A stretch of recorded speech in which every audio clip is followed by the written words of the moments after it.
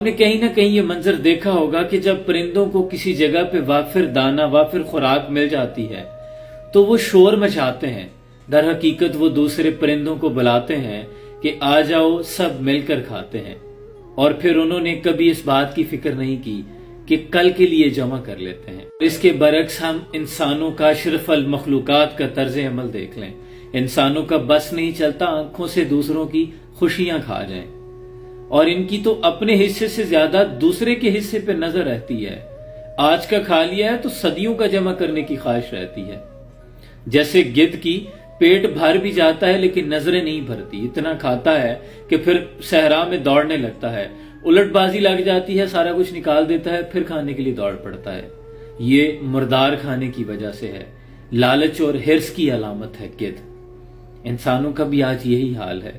دوسروں میں بانٹ کر کھانے کا جذبہ وہ تو ختم ہی ہو چکا.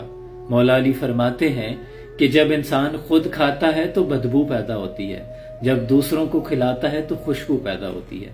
لیکن نہیں، صوفیاء کہتے ہیں کہ تک بندے آسمانہ تے اڑ دے پنچھی، تک تے صحیح کی کر دے نے، نائے کر دے رزق ذخیرہ، نائے بھکھے مر دے نے. کیا کدی کسی نے پنکھ پکھیرو بھکھے مردے ویکھے نے؟ انسان ہی کردہ رزق ذخیرہ، انسان ہی بھکھے مردے نے. ہمیں اپنے رازق پہ توکل تو ہے ہی نہیں.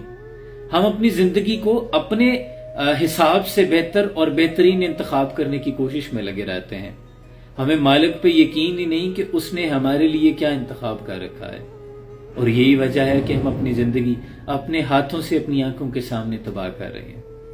اللہ سمجھنے کی توفیق عطا فرمائے، اللہ آسانیاں حاصل اور پھر تقسیم کرنے کا شرف عطا فرمائے. سلام پہنچے.